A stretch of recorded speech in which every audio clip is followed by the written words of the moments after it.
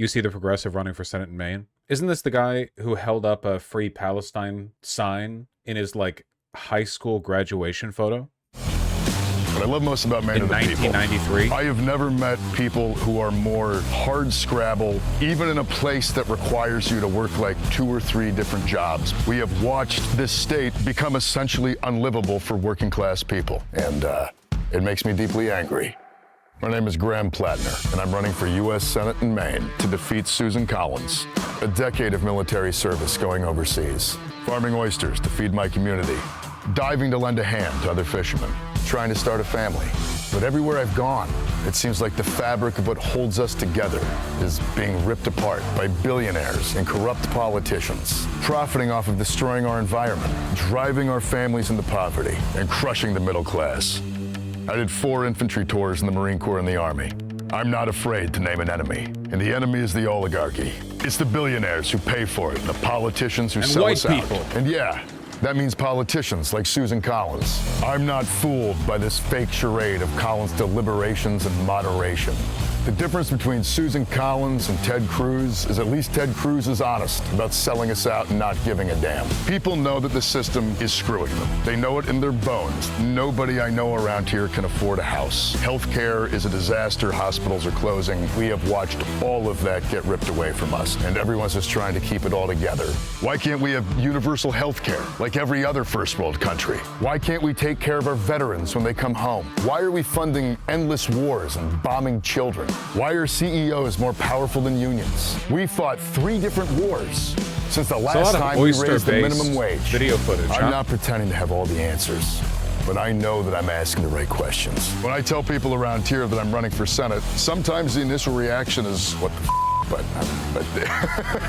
But when I tell them why I'm doing it, because I truly do believe that we can build a system that is going to represent working people, the #1 response has been, well, thank God somebody's going to do it. You're supposed to fight for the things you love. This is our home, and I will fight tirelessly for it, for you. It's Mainers first, in Maine, always. Damn, that's pretty sick. I really want to see how far you can carry it, because, like, these aesthetics are obviously meant to appeal to more rural people, and I do think rural people are subhuman.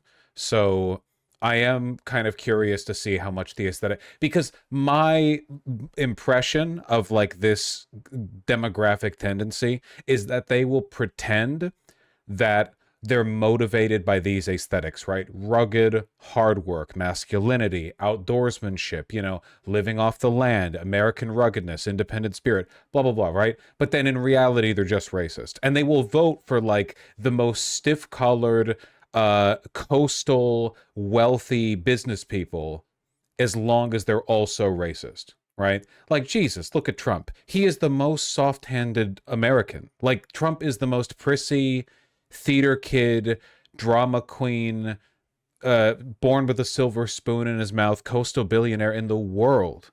He made his living in New York City and on television, Hollywood.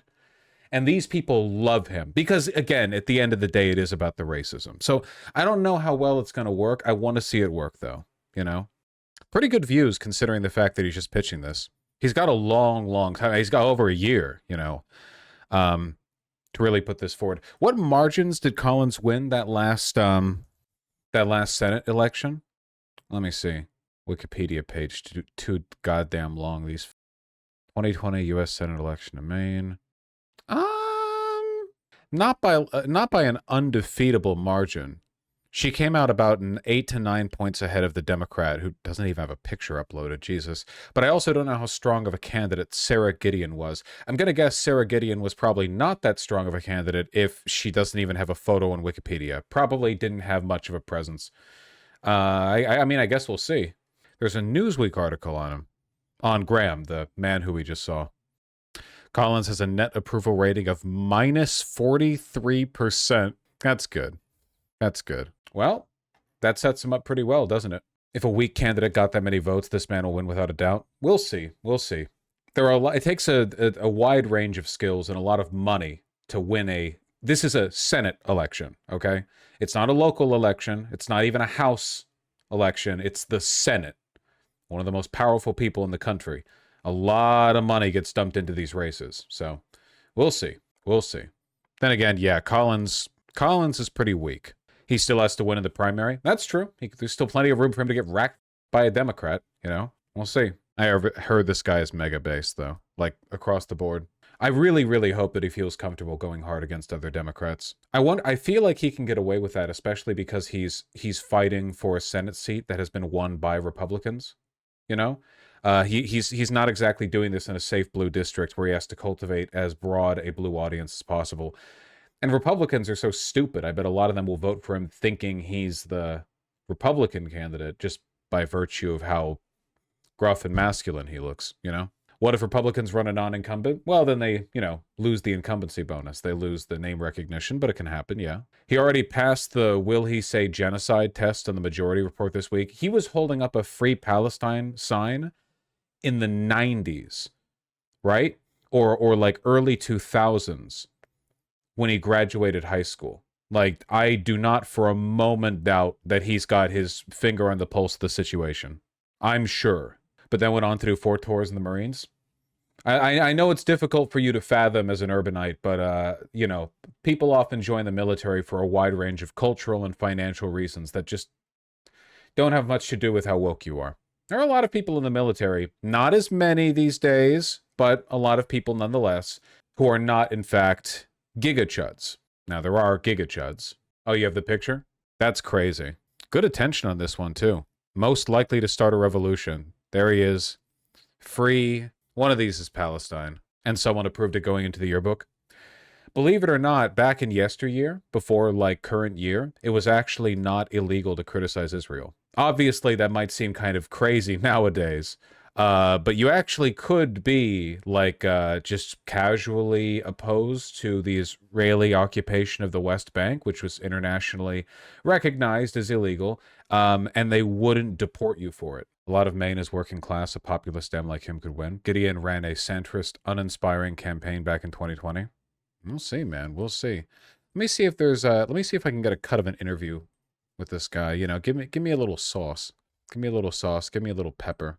I want to see this guy talking a little bit more. CBS 13. You were running for U.S. Senate. You're running for Susan Collins' seat. He's remarkable, though, phrenologically, because he does have ultimate chud face, Just looks exactly like a chud, right? You would never know. Is that correct?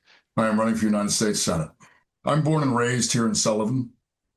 I grew up here. I joined the Marine Corps at a high school, went overseas for a while, and when I came home, this state and this community is what allowed me to kind of come back and build, frankly, a life that I've fallen in love with.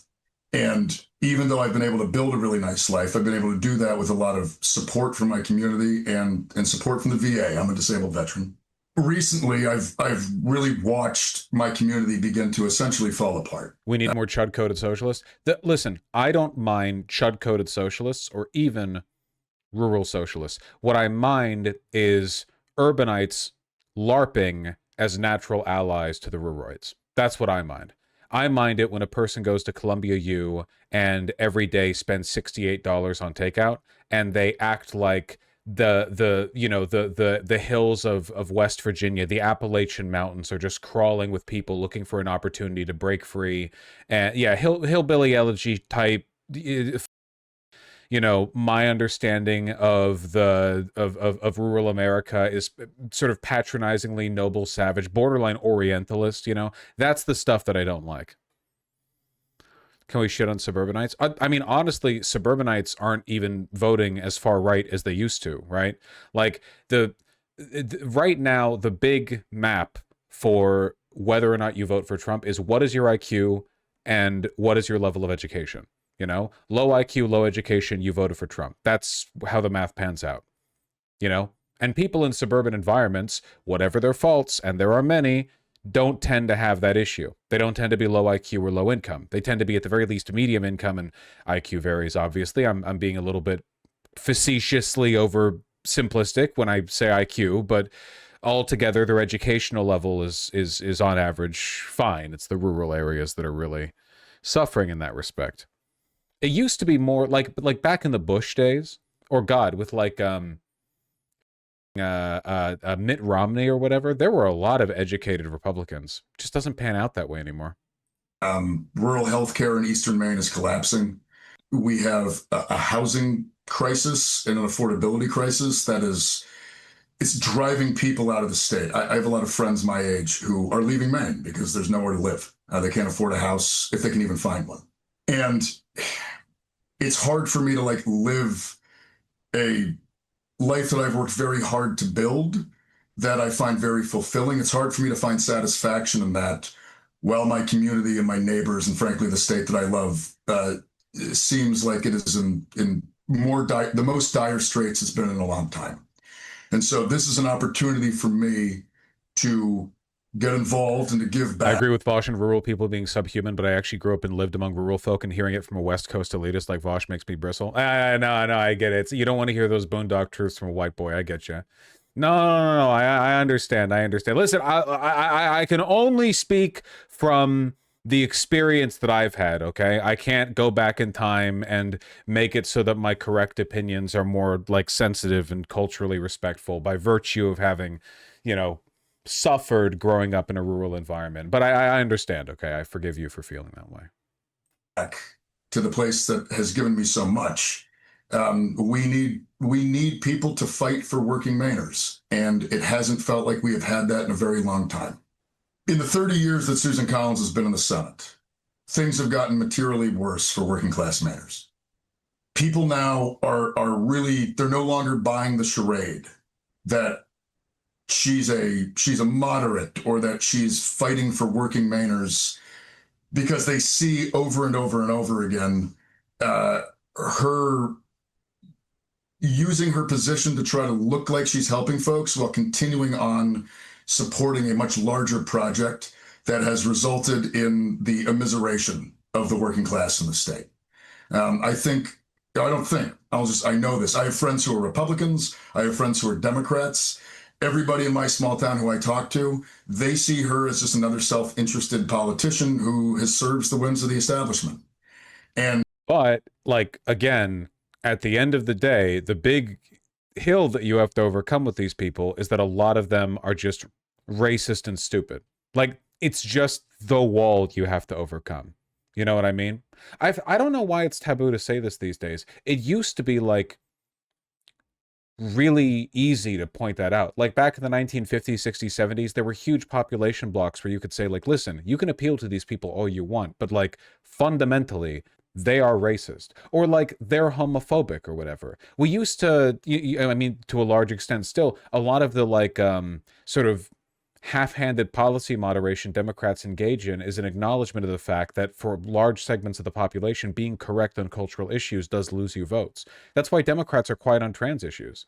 That's why Democrats talked about like scaling back racial consciousness, you know, like maybe we went too woke back during Trump's first term, early Biden term, you know? You know what I'm talking about? Like, it's just, a lot of people think it's controversial, but it's how politics has worked for literally as long as democracy has been around. Everybody feels like she's got to go. We need a politics in this state that is going to represent the interests of working people. And people know that. They can feel it.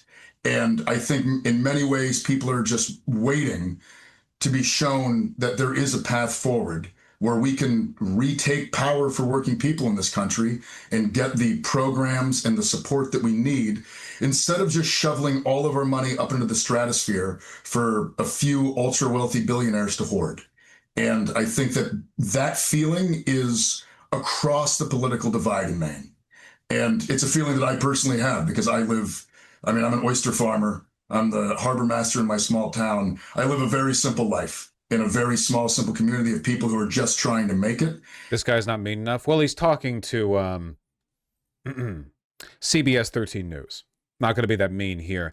That being said, yeah, I feel like what people really want is a main character. I don't know how much the working class solidarity rhetoric really lands with the aforementioned rural people, with the Republican voters, you know, because they clearly like don't give a shit. They like Trump. I feel like you need to rally people, and what people rally around is contention, you know, hatred, oppositional engagement. You know, you have to provide a spectacle. You have to give them a narrative. You have to be a main character. And that's who we need to be fighting for.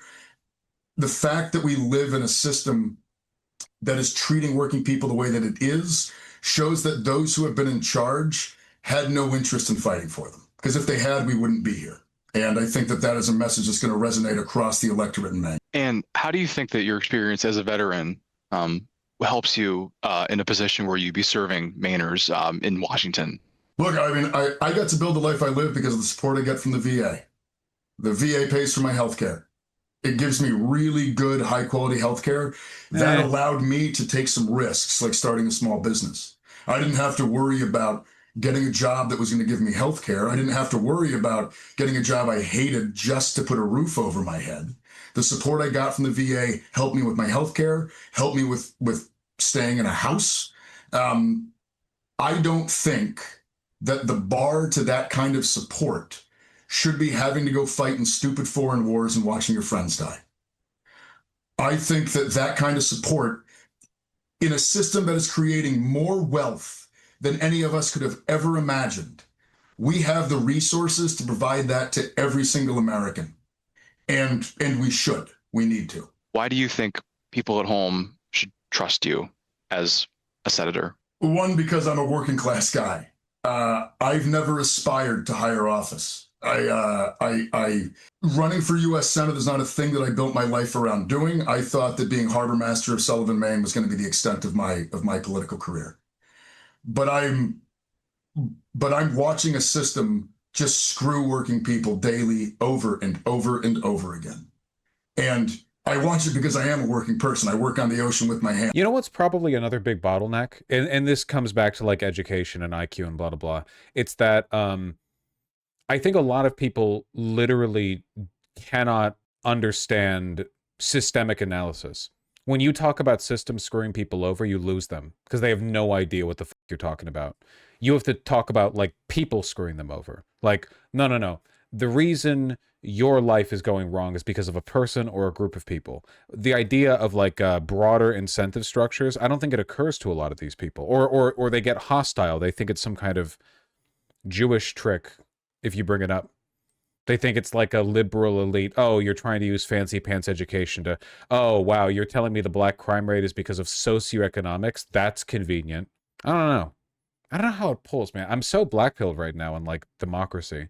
It really does just seem like nothing matters as long as you pay off the media. That there's no like authentic like sort of supporting base of people's interest in truth finding. You just kind of have to rely on the hope that your institutions don't completely fail you. I've been feeling very Maoist. I have been feeling very Maoist lately. Yeah, for sure. I work incredibly hard. I think that people will be able to trust me because very quickly they're going to learn that I am just one of them. I don't come from a lot of wealth. Vaush, growing up in rural Louisiana and having family I'm still close with, ruralites could not buy the idea of working class exploitation. It's all bootstraps and everything to them. Yeah, that's the impression I get, kind of. Like if you tell a person in West Virginia whose community has been eroding for decades, if you tell them like, hey, there are forces at work that are depriving you of wealth, they literally don't get it. It's either hard work, immigrants are taking it, or like one specific politician screwed you over with some bill that negatively affected you. There's no broader understanding of how these things interact. I don't come from a higher strata of society. I'm a working class guy that lives a working class life. I think there's an authenticity there that most other politicians just can't provide because it's inauthentic for them. They don't come from this life. They don't come from small coastal communities. They don't come from logging communities in northern Maine. They come from places of privilege, and people can tell that. And the only privilege I have is that because of my military service, I got supported by the VA. That's it. And that allows me to live a good life. Or they throw up their arms and say the system is rigged with no ability or willingness to look for systemic reform. When they say the system is rigged, what they mean is like straight white men aren't in vogue anymore or something. It's just they don't mean anything by that. You know, it's an empty phrase. I think that that is a privilege. That shouldn't be a privilege. That should 31,000 views on a CBS 13 interview from 2 days ago on a person who just declared his candidacy is actually a pretty huge poll. Vivek Shibur talked about how rural people don't believe the left unless they literally live among them. I mean, pitch that to somebody who is on the left and has lived in a rural community for decades. Do they feel listened to by their neighbors? Probably not. I just don't think they listen. Like, they'll find excuses, right? If they hear something that's correct from somebody from a city, they'll be like, of course, that city boy doesn't know what he's talking about. But if it's from somebody next door, they'll find another excuse. It's always excuse. Always an excuse. Damn, he got a MSNBC bit, too. Are we going to get like an actual interview here or just him talking to a camera? On paper, Susan Collins' Senate seat would seem like a relatively easy pickup for Democrats in the midterms if she had not proven such a formidable opponent in Maine. Since she was elected in 1996, Collins has trounced every single challenger that has come her way. And in her last campaign in 2020, she beat Democratic opponent Sarah Gideon by more than 8 percentage points, while Donald Trump lost Maine by more than 9 points. Already, a slate of Democrats have stepped up, each believing they can upset Collins' streak as Maine's longest-serving member of Congress. But none are quite like 40-year-old oyster farmer Graham Platner. He joins us now. Graham, really good to have you. Thank you for joining us. Thanks for having me, Katie. I appreciate it. Give me your campaign pitch. I'm a working class guy who works on the ocean in Maine with his hands. I was born and He raised genuinely seemed a bit taken aback by that. He'll have to work on that reflex. in the town that I live in, moved back here after doing a bunch of deployments overseas. I was in the Marine Corps and the Army. And I love this place deeply. And I have watched it over the past few years struggle incredibly with issues of affordability and healthcare access. Issues that I'm afraid are going to get increasingly worse as Republicans control government. The budget bill that just passed is going to bring down Medicaid and Medicare cuts that are going to really destroy our already kind of crumbling rural healthcare system. Those cuts already happened, man. Like, it's just until they take effect, you know? Those cuts have already been written in. And so for me, I've gotten into this because I feel like we need to try something new. We need to send up candidates who don't represent the establishment. There's a lot of anti-establishment angst right now. And I fear that by going with the old tired playbook that we've used, we may yet again fail to unseat Susan Collins, even though now she's probably weaker than she's ever been. And so essentially my pitch is, I don't have to read a New York Times article to learn about how to talk to Trump voters. They're my neighbors. They're the guys I work next to. I know how to talk to them. I know how to connect with them. They have the same issues that I do, certainly when it comes around health care and housing and affordability. And I want to be able to appeal across the political divide here in Maine of working people and touch on issues that materially change working people's lives on a daily basis. Keep that the focus, and also focus on building a ground-based campaign where we knock. This has been a very long elevator pitch. See, this is the punch I'm talking about, right? Already lost most voters. Punchy, strong, and focus on your enemy, right? Focus on your enemy. It's not about you, right? Who you are is secondary to who you hate. You have to make sure you hate the right people. A lot of doors, and we do a lot of get out the vote operations, and we mostly just connect with our neighbors here in the state. Maine is interesting because Donald Trump has not won Maine. Donald Trump loses Maine. And yet the Democratic challengers, as I just laid out against Susan Collins, generally lose by even more points than Donald Trump loses. So there's clearly somewhat of a desire for Mainers to have a dual party representation. And Collins is interesting because sometimes she is a dissenting voice. Why do you think she's weaker now than ever? Well, one, I think the charade is wearing thin. In 2020, there still were Democrats in Maine who viewed Susan Collins as a moderate. That's gone now. That doesn't exist. Democrats in Maine, and frankly, like, I have a lot of friends who are Republicans, and they think that she's putting on a show. They think that she's up there representing establishment and corporate interests, and that she doesn't really stand for anything. I think they're all right. And the reason she is weak now is that the Democrats in the state are unlikely to vote for her, but we can't rely on that. We also need to kind of appeal to both disillusioned Trump voters and also, frankly, a lot of unenrolled. Maine's got a lot of... Are there disillusioned Trump voters? Is that a thing? Like, the reason Democrats overperform in the midterms is because a lot of Republicans are just stupid and don't show up for the candidates because Trump's not there. Trump voter regretters. But there are like no Trump voter regretters. You voted for Trump. It's indicative of a cognitive failing that is still present. You have not been healed of that, you know? Of independents. And many of them sat the last election out because they're disenchanted and they don't see a politics that represents them as working people. And we need to build that. We need to rebuild a politics in the state of Maine that is of and for the working people of the state of Maine. And give people hope. Give them something to believe in again, that we can have a politics that cares about their needs. The Democratic Party, not popular nationwide. The registry... That's another thing, right? Like, Trump has done really well, even though he never talks like this. He never, ever talks about finally fulfilling your needs. He talks about how he's great and how America is great, but only because of him, you know?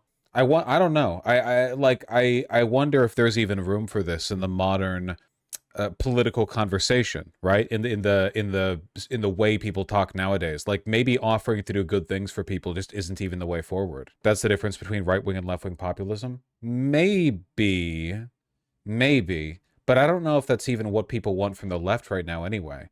Democrats are always offering to make people's lives better, admittedly in, you know, measly ways, measly ineffectual ways, but that's the tone they take, and nobody cares, and nobody likes it. I think what most people want right now, even more than their own life getting better, is for the enemy to be defeated.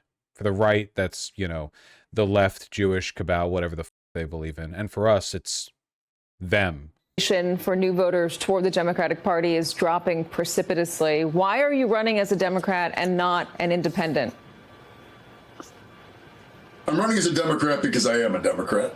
I've been a registered Democrat for a long time. I believe still, despite what I would say are deep critiques now of the party for at least the last 30 years, it is still it should be the party of the working class. It should be the party that protects labor. It should be the party that works with community groups, the party that really pushes for big structural change to benefit working people in this country.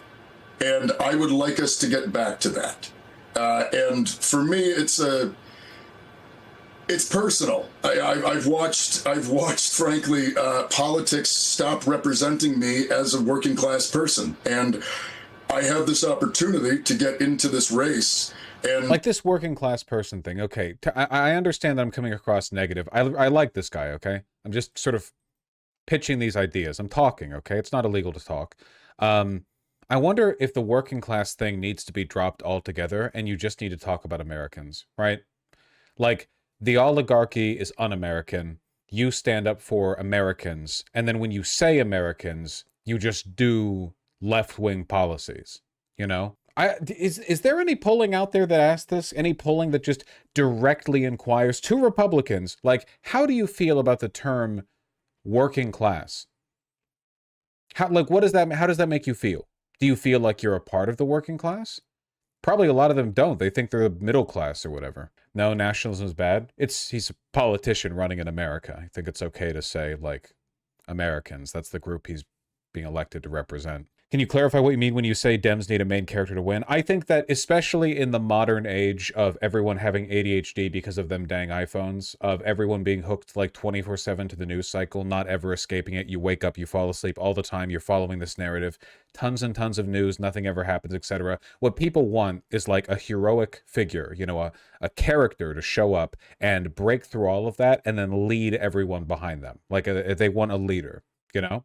I think that Mamdani scratches that itch for a lot of people on the left, and I think that Trump has done a very good job for people on the right. He's somebody who's always commanding national attention. He's always directing people's focus towards him. He's, you know, standing there triumphantly. He's always in front of the camera. He's always saying some shit. Everyone's always talking about him. He's a main character. I hope start turning things around if I can. And we've gotten a lot of support, far far more than I was expecting, if I'm going to be entirely honest.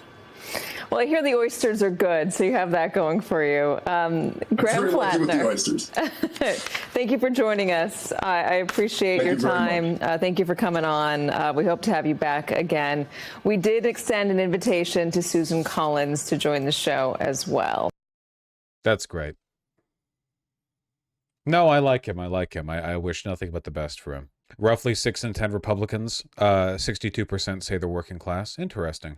I wonder, like, how they respond to rhetoric like this. Like, if you pitched them a bunch of... If you took away who said them, and then you gave them a bunch of statements.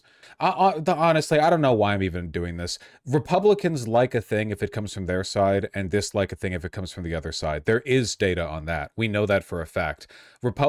Everybody is subject to this to an extent. Everyone's susceptible to this bias, but Republicans especially so. If there is a sentiment expressed by a Democrat, they'll agree, and then if they hear it's from a Republican, they'll agree with it. They're like basically not intellectual political entities. They're like dandelions caught in the wind, you know? They're not even making decisions, really. True, but funny enough, the exception just happened when Trump got 10% of Intel. MAGA dipshits were calling a socialist sellout on Twitter. I know they weren't. I guarantee you nobody in MAGA gives a shit that Trump partially nationalized a company by force. I guarantee you nobody cares. None of them care. They don't even get the concept. Yeah, they don't even understand. Again, like, they're below the conversation. That is pretty funny, though. Nationalizing 10% of Intel. Not even, by the way, for free. Apparently, they paid, what, $9.4 billion for it? Basically, the government just bought a bunch of Intel shares. Okay, sure. Look forward to Trump disseminating those shares to, like, cronies in power, people who are friends.